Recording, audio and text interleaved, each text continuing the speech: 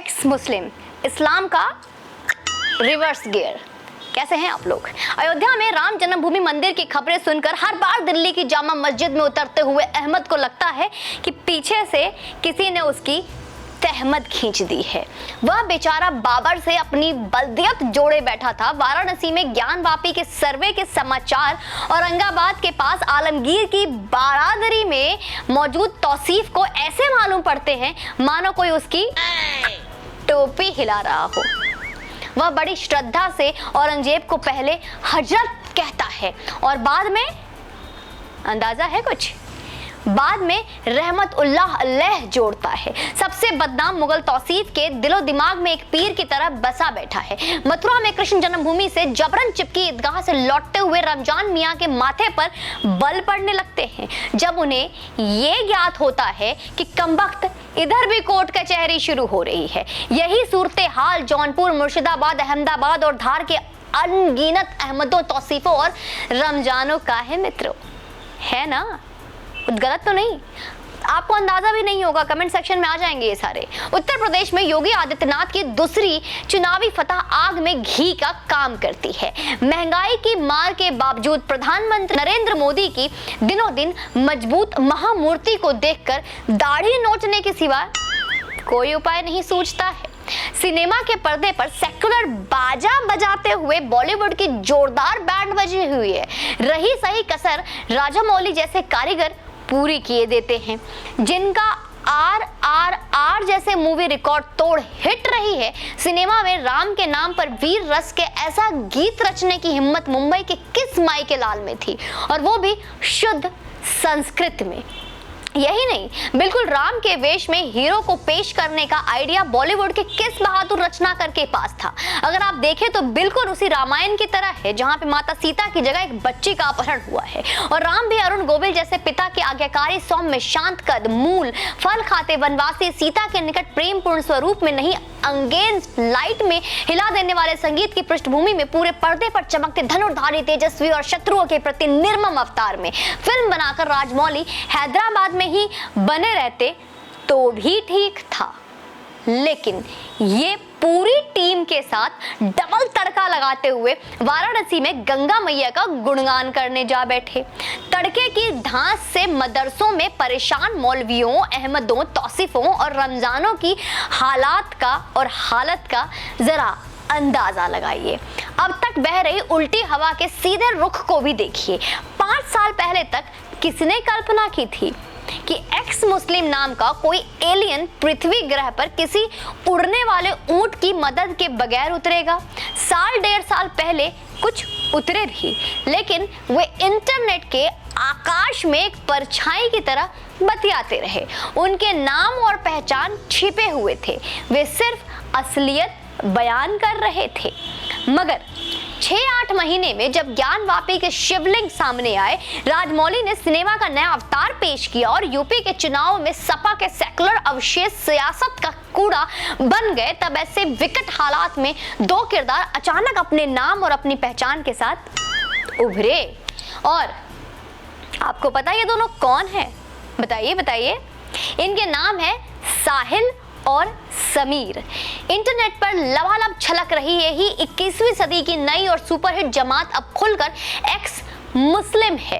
X मुस्लिम जैसा ex husband यानी पूर्व पति पहले थे, अब नहीं है। कभी तबलीग वगैरह में रहकर दूसरों को ईमान का ज्ञान देते रहे दोनों नौजवानों ने आत्मज्ञान प्राप्त होते ही गैराज से बाहर आकर रिवर्स गियर डाल लिया इन्होंने। लाखों युवा इनके YouTube चैनलों पर इनकी तकरीरें सुन रहे हैं, जहां सवाल करने की मनाही बिल्कुल भी नहीं है और सारे सवालों का स्वागत करते हैं। ये तेबन के देवता किताब में उपाय ढूंढ रहे हैं कि इंटरनेट को भस्म होने का श्राप किस मंत्र से दिया जाए।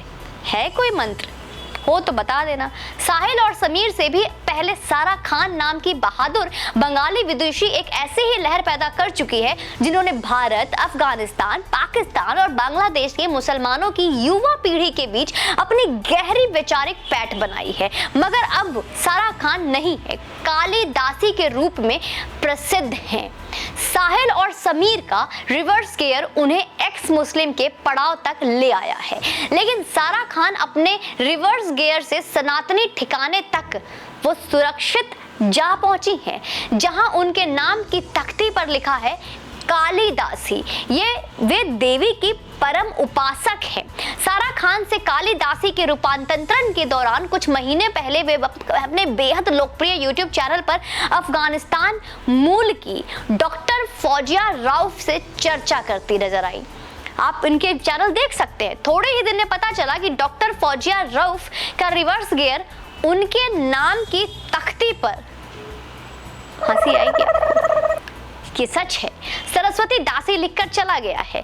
फिजिया का अब खुद का सनातनी कहकर गर्व महसूस करती हैं।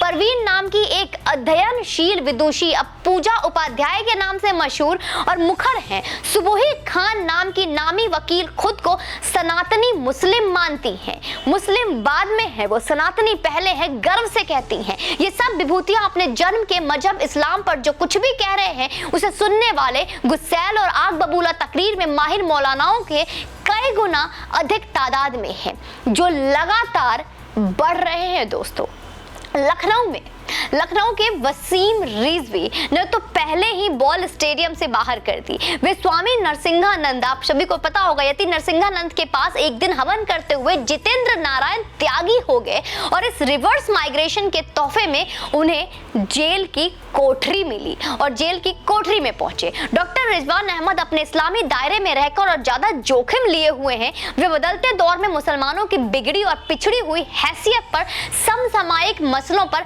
हर रोज आईना दिखा रहे हैं। वे कब से कह रहे हैं, सुन लो यार, वे कब से कह रहे हैं कि अयोध्या, मथुरा और काशी को भूलने में ही समझदारी है। इतिहास में जो हुआ है उसे कबूल करने में कोई हर्ज नहीं है।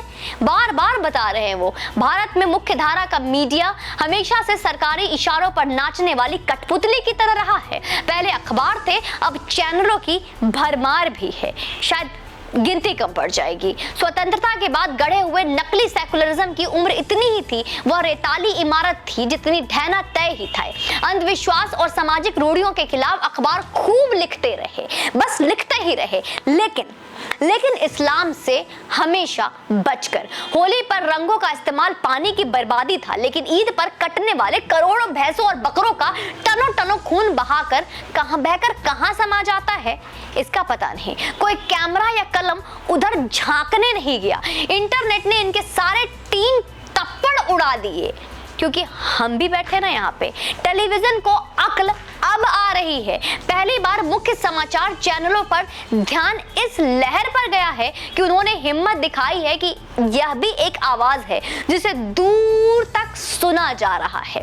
इंडिया टीवी और इंडिया न्यूज के मीनारों पर एक्स मुस्लिमों की आवाज सबसे पहले सुनाई दी है, जो इंटरनेट पर कब से अजान दे रही थी।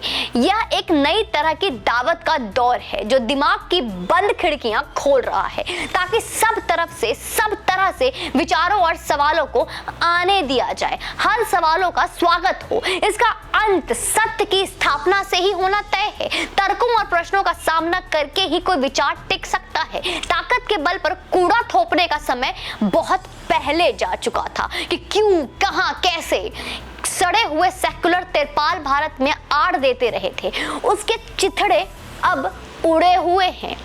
इन ऐतिहासिक बदलावों को भारत के सीमित दायरे में मत देखिए। अयोध्या, मथुरा और काशी तो हमारे आसपास की चमकती हुई बूंदें हैं दोस्तों।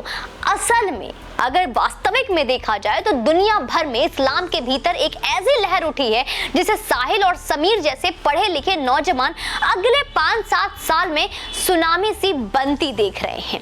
पर किसने सोचा था कि सऊदी क्राउन प्रिंस मोहम्मद बिन सलमान भारत में कोरोना की आहट मात्र पर खांसी की शिकार तबलीग को आतंक का दरवाजा डिक्लेयर कर देंगे? किसने सोचा? और हदीसों का विश्वसनीयता पर ही सवाल उठाकर एक बेहतर दुनिया की खातिर इस्लाम की मेगा मशीन में आवश्यक सुधार और मरम्मत का काम सबसे बड़े गैरेज में शुरू कर देंगे? किसने सोचा था, बताइए? बेशक सूचना तकनीक ने समंदर की गहराई में रिक्टर स्केल पर 7 6.8 के कंपन पैदा कर दिए हैं और ये शुरुआती लहरें उसी से उपजी है। हर धर्म और विचार में मंथन की एक निरंतर चलने वाली प्रक्रिया होती है जो उसे वक्त के मुताबिक ढालती रहती है और इसकी आवश्यकता भी है। इस लचीलेपन ने ही भारत की सनातन परंपरा को इस्लामी हमलावरों और क्रूर कब्जेदारों को 1000 साल लंबे अधेड़ों का बावजूद जीवंत बनाए रखा है। विचार की शिराओं में बहते रक्त में इसी तक अनिवार्य तत्व की कमी रिलीजन और मजहब की गंभीर बीमारी को उजागर कर रही है। दम घोंटू दायरे जब जानलेवा हो जाते हैं तो मरता हुआ आदमी, कभी सोचा है मरता हुआ आदमी भी अपनी बची खुची ताकत जुटाकर क्या करता है? भागने को मजबूर हो जाता है। आपको क्या लगता है? कभी सोचा है हैदराबाद के हजरत यूं ही बखलाए हुए क्यों हैं? मदनियों के जमावड़े की वजह क्या है? आखिर अचानक से बौखलाहट क्यों है? हजरत राजीव गांधी रहमतुल्लाह अलैह ने पूरे 38 साल पहले ही फरमा दिया था, जब बड़े दरख्त गिरते हैं तो जमीन कांपती ही है। बाकी आप खुद समझदार हैं। वीडियो को शेयर कीजिए और यूं ही चैनल पे बने रहें और सनातन परिवार को बढ़ाने में मेरे सहायक बने। जय हिंद, वंदे मातरम।